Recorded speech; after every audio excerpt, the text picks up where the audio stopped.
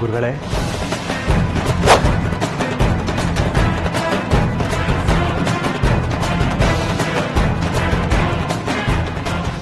ಏನಿದು ಇಷ್ಟೊಂದು ರಕ್ತ ಬರ್ತಾ ಇದೆ? ನೋಡ್ಕೊಂಡು ಹೆಚ್ಚತ್ತಾನೆ. ಹೇಗಪ್ಪ ಈ ರಕ್ತ ನಿಲ್ಸೋದು? ಅಯ್ಯೋ, ನಾನು ಹೋಗಿ ಇವಳ ಕೈ ಸಿಕ್ಕಾಕೊಂಡ್ಬಿಟ್ನಲ್ಲ. ರಕ್ತ ನಿಲ್ಸೋ ನೆಪದಲ್ಲಿ ಬೆರಳನ್ನ ಬಾಯಿಲಿಟ್ಕೊಂಡು ನನ್ನ ಕಚ್ಚಿ ಸಾಯಿಸ್ಬಿಟ್ರೆ ಇಲ್ಲ, ನಾನು ಹೇಗಾದ್ರೂ ತಪ್ಪಿಸ್ಕೊಂಡ್ಬಿಡ್ಬೇಕು. ಇರಿ ಅಜ್ಜಿ, ಸುಮ್ಮನೆ ಇರಿ ಅಜ್ಜಿ. ಬಿಡು, ನನಗೇನಂತ ದೊಡ್ಡ ಗಾಯ ಆಗಿಲ್ಲ. ಅಯ್ಯೋ ಅಜ್ಜಿ, ಏನಿದೆ ಅಜ್ಜಿ?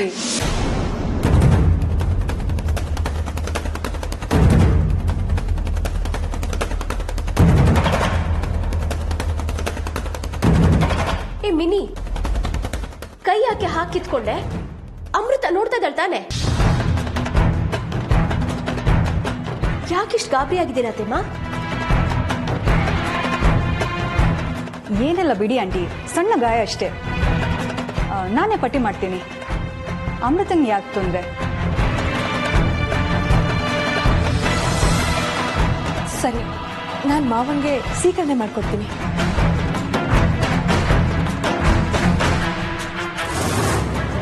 ಅಮೃತ, ಬೇಡಮ್ಮ, ಬೇಡ. ನೀನು ಅರ್ಜುನ್ ನೋಡ್ಕೊಳ್ಳೋದ್ರಲ್ಲೇ ಸುಸ್ತಾಗಿರ್ತೀಯ. ಹೋಗಿ ಅವ್ನು ನೋಡ್ಕೊ. ಸೀಕರಣೆನ ಏಮ ಮಾಡ್ತಾಳೆ. ನೀನು ಹೋಗು, ಅರ್ಜುನ್ ನೋಡ್ಕೊ.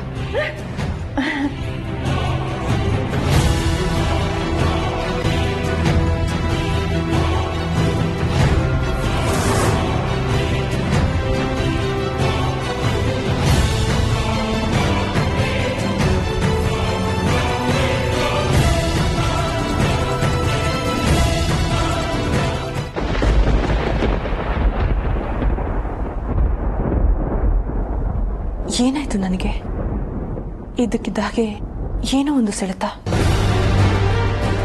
ನನಗೆ ಬೇಕಾಗಿರೋದು ಇಲ್ಲೇ ಎಲ್ಲೋ ಇದೆ ಅನ್ನೋ ಭಾವನೆ. ಏನಿರ್ಬೋದು?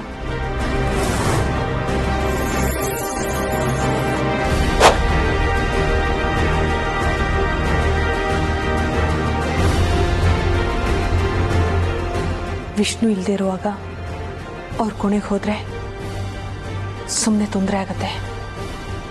ಯಾರಾದ್ರೂ ನೋಡಿದ್ರೆ ಸುಮ್ಮನೆ ತಪ್ಪಾಗಿ ತಿಳ್ಕೊತಾರೆ. ನಾನು ಹೋಗೋದನ್ನ ಯಾರಾದ್ರೂ ನೋಡಿದ್ರೆ ಏನ್ ಮಾಡ್ಲಿ?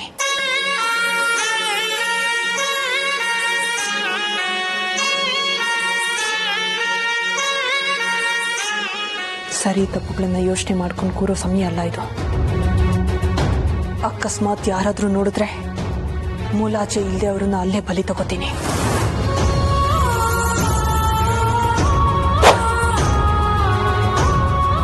ಪಾಪ ಪುಣ್ಯದ ಬಗ್ಗೆ ಲೆಕ್ಕಾಚಾರ ಹಾಕುವಷ್ಟು ಸಮಯ ನನಗಿಲ್ಲ. ಗುರಿ ಸಾಧನೆ ಒಂದೇ ಈಗ ನನಗೆ ಮುಖ್ಯ.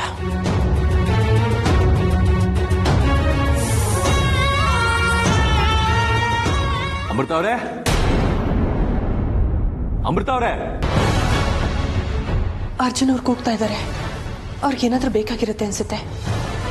ಹೋಗಿ ನೋಡೋಣ. ಪಾಪ ಬಂದೆ ಅರ್ಜುನ್ ಅವರೇ.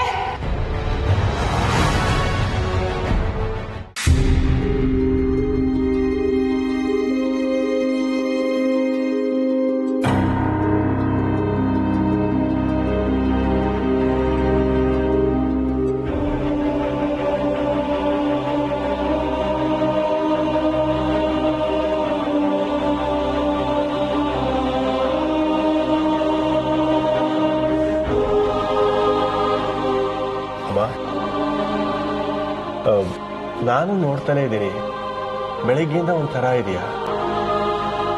ಹೇಮ ಹೇಳ್ತಾ ಇದ್ಲು ಏನು ಊಟ ಕೂಡ ಮಾಡಿಲ್ಲ ಅಂತ. ಯಾಕಮ್ಮ, ಹುಷಾರಿಲ್ವಾ? ಯಾಕೋ ಮನ್ಸು ಸರಿ ಇಲ್ಲ ಕಣೋ.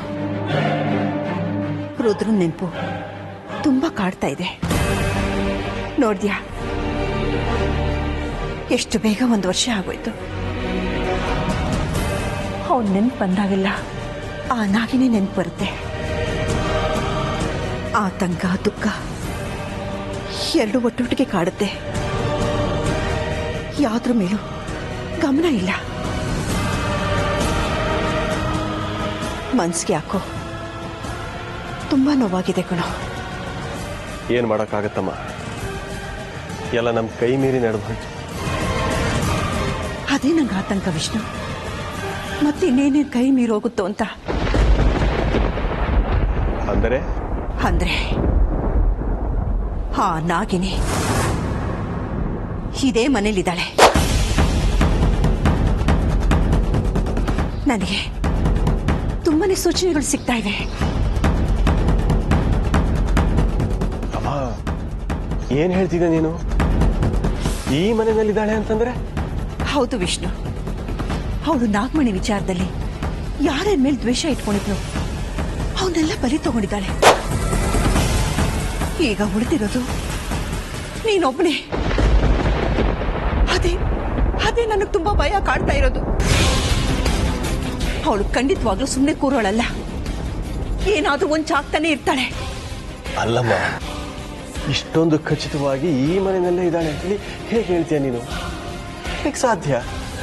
ಅಲ್ಲ, ಈ ಮನೆಯಲ್ಲಿ ಯಾರ ಮೇಲಾದ್ರೂ ಅನುಮಾನ ಇದೆ ನಿನಗೆ? ನೋಡು, ಹೇಗೆ ಯಾಕೆ ಅಂತ ಹೇಳಕ್ಕಾಗಲ್ಲ. ಆದ್ರೆ ನನ್ನ ಅನುಮಾನಗಳಿಗೆ ಬಲವಾದ ಕಾರಣಗಳು, ಸೂಚನೆಗಳಿವೆ. ಇದಂತೂ ಸತ್ಯ. ಸದ್ಯಕ್ಕೆ ನನಗೆ ಅನುಮಾನ ಇರೋದು ಆ ಅಮೃತ ಮೇಲೆ.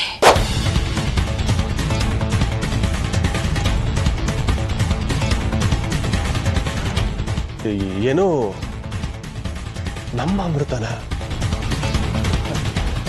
ಸಾಧ್ಯನೇ ಇಲ್ಲ ಅಮ್ಮ. ಅಲ್ಲ ಅಮ್ಮ, ಈ ಹಿಂದೆ ಈ ತರ ಅನುಮಾನ ಬಂದು ಪಾಪ ಆ ಹುಡುಗಿನ ಪರೀಕ್ಷೆ ಮಾಡಿದ್ವಿ ಅಲ್ವಾ? ಅಮೃತ ನಾಗಿಣಿ ಅಲ್ಲ ಅನ್ನೋ ವಿಚಾರ ನಮ್ಗೆ ಆಗ್ಲೇ ಗೊತ್ತಾಯ್ತು ಅಲ್ವಾ? ಮತ್ತ್ಯಾಕೆ ನಿನಗೆ ಈ ಅನುಮಾನ? ಅಮ್ಮ, ನನಗೆ ಯಾಕೆ ಇದು ಸರಿ ಅನ್ನಿಸ್ತಾ ಇಲ್ಲಮ್ಮ. ಸರಿನೋ ತಪ್ಪು ನನಗೆ ಗೊತ್ತಿಲ್ಲ ಕಣೋ. ಆದ್ರೆ ಆ ನಾಗಿನಿ ಅವಳ ರಹಸ್ಯನ ಅಷ್ಟೊಂದು ಸುಲಭವಾಗಿ ಬಿಟ್ಕೊಡಲ್ಲ ಅಂತ ನಿನಗೆ ಗೊತ್ತಿದೆ ತಾನೆ?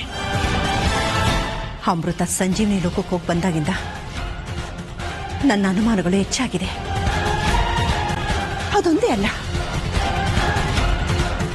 ನನ್ನ ಅನುಮಾನಕ್ಕೆ ಸಾಕಷ್ಟು ಕಾರಣಗಳಿವೆ. ಅದನ್ನೆಲ್ಲ ಈಗ ನಿನ್ಗೆ ಅರ್ಥ ಮಾಡೋ ಸ್ಥಿತಿಲಿ ನಾನಿಲ್ಲ. ನೋಡು, ನಿನ್ಗೆ ನಿಮ್ಮ ಅಮ್ಮನ ಮೇಲೆ ನಂಬಿಕೆ ಇದೆ ತಾನೆ?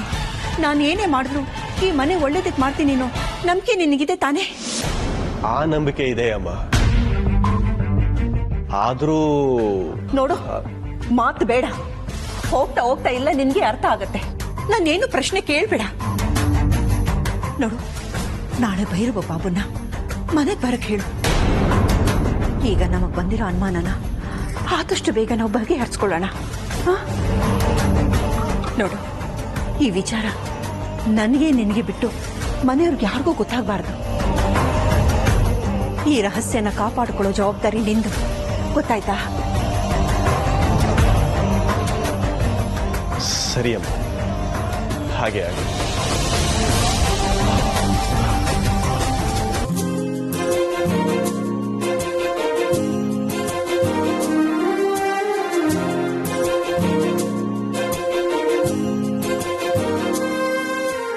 ಅರ್ಜುನ್ ಅವರೇ, ಯಾಕೆ ಹಾಗೆ ನೋಡ್ತಾ ಇದ್ದೀರಾ? ಅಮೃತವ್ರೆ,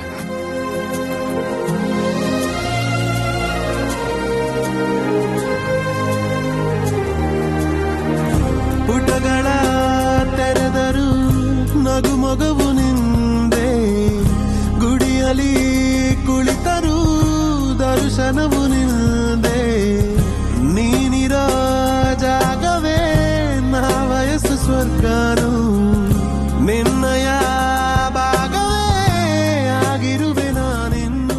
ಏನಾಯ್ತು ಅರ್ಜುನ್ ಅವರೇ? ಹಾಗೆ ಹುಟ್ಟೆ ಬಂದಿರುವೆ, ನಿನ್ನಲ್ಲೇ ಜೀವ. ಸಮಾಧಾನ ಮಾಡ್ಕೊಳ್ಳಿ.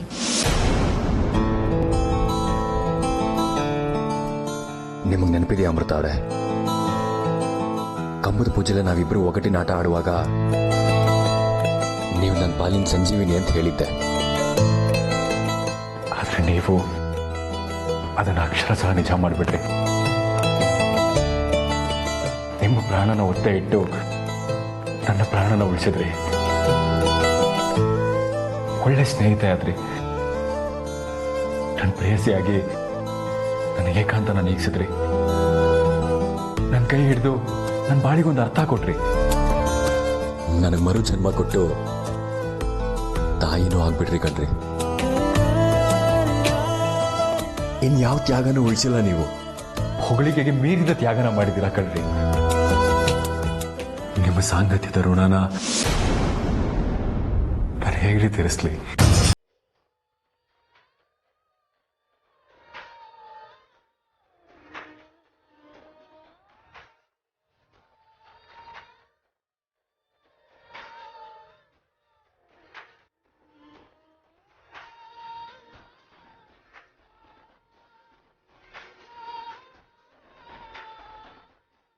ಸಾಂಗತ್ಯ ಕೊಟ್ಟವರು ನೀವು ಅರ್ಜುನರೇ.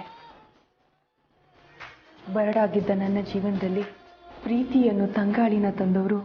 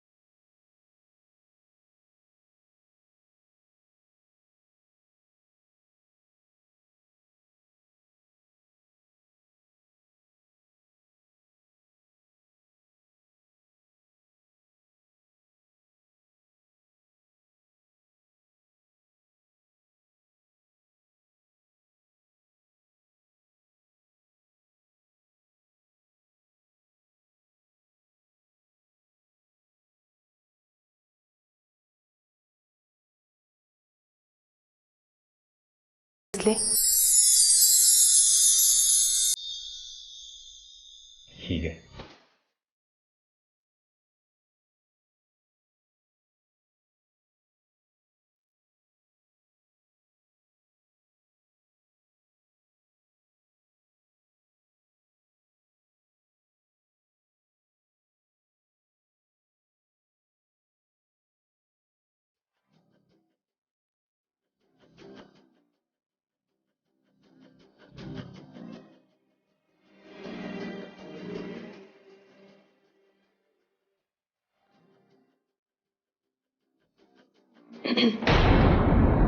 ಸರಿ ಸರಿ.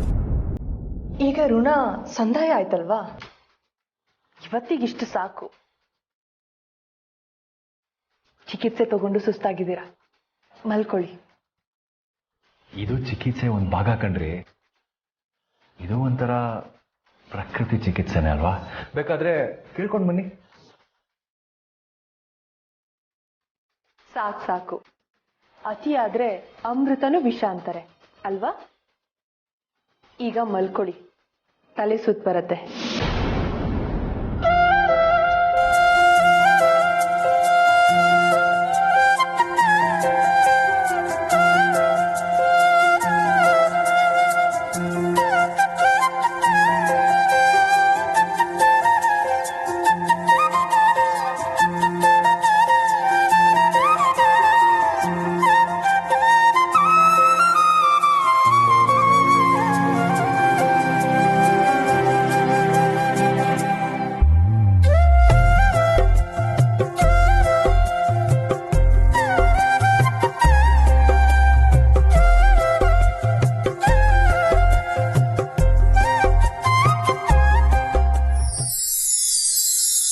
ಕೇಳೋದ್ ಮರ್ತೆ.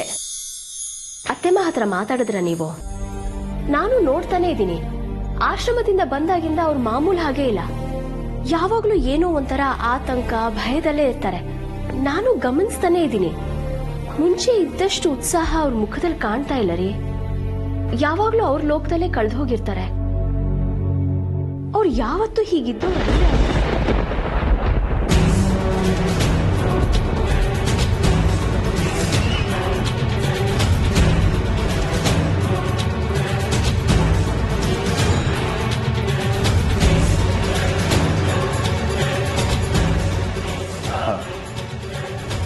ನಾನು ಗಮನಿಸಿದೆ ಹೇಮ.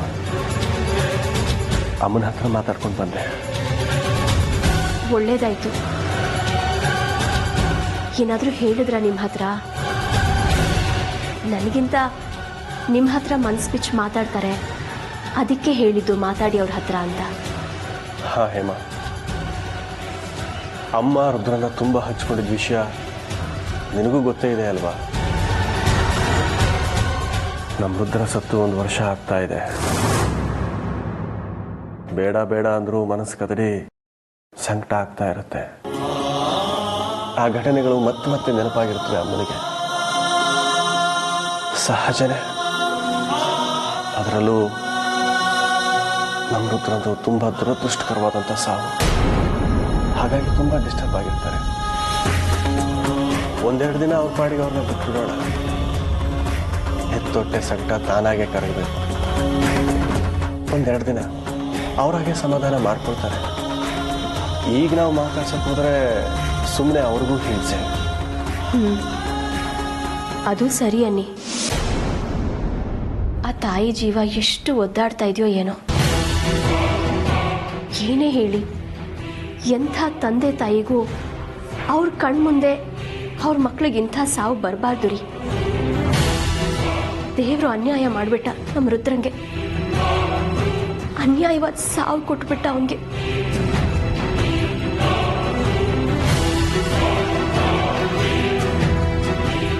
ಏನೂ ಮಾಡೋಕ್ಕಾಗಲ್ಲ. ಯುದ್ಧ ಶುರುವಾಗಿದೆ. ರುದ್ರನಿಗಾದದ್ದು ನನಗಾಗೋದಕ್ಕೆ ನಾನು ಅವಕಾಶ ಕೊಡಲ್ಲ. ಅವಳೋ ನಾನು ನೋಡೇ ಬಿಡೋಣ. ಆ ನಾಗಿಣಿಯಿಂದ ನನ್ನನ್ನು ಮತ್ತೆ ನಾಗಮಣಿಯನ್ನು ಕಾಪಾಡ್ಕೊಳ್ಳೋ ಕೆಚ್ಚು ನನ್ನಲ್ಲಿ ಜಾಗೃತ ಆಗಿದೆ. ಕಾಪಾಡ್ಕೋತೀನಿ.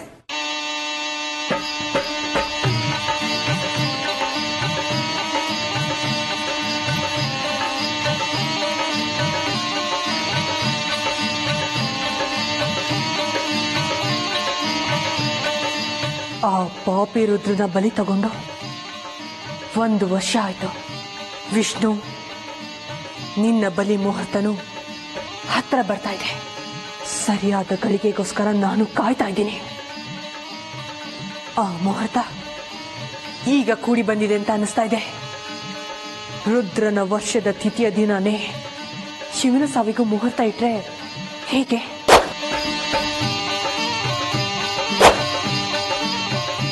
ಅಣ್ಣ ತಮ್ಮ ಇಬ್ರು ಒಂದೇ ದಿನ ಸಾಯಲಿ.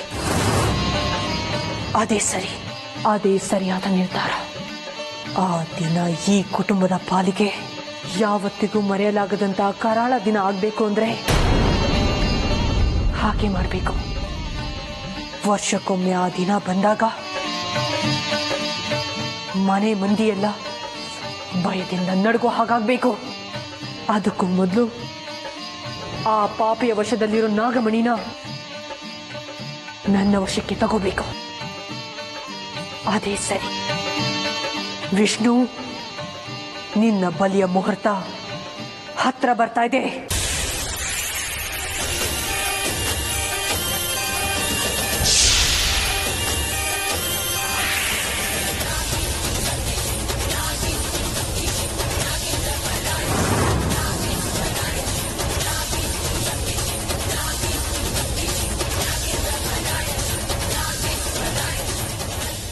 ಅಮೃತ,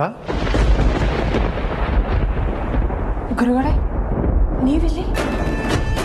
ಏನಮ್ಮ ಇದು? ಇಷ್ಟೊತ್ತಿನಲ್ಲಿ ಇಲ್ಲಿ ನಿಂತಿದ್ಯಾ? ನಿದ್ದೆ ಬರಲಿಲ್ವಾ? ಇಲ್ಲ ಗುರುಗಳೇ, ಯಾಕೋ ನಿದ್ದೆ ಬರಲಿಲ್ಲ. ಅದಕ್ಕೆ ಹೀಗೆ ಸ್ವಲ್ಪ ಹೊರಗಡೆ ಗಾಳಿಯಲ್ಲಿ ನಿಲ್ಲೋಣ ಅಂತ ಬಂದೆ. ನೀವಿಲ್ಲಿ? ನನಗೂ ಅಷ್ಟೇ ಅಮ್ಮ.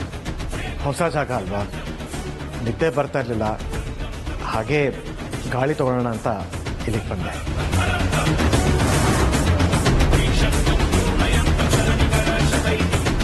ಸರಿ ಅಮೃತ, ನಿಮ್ಮೂರು ಯಾವುದು ಅಂತ ಹೇಳಿದೆ?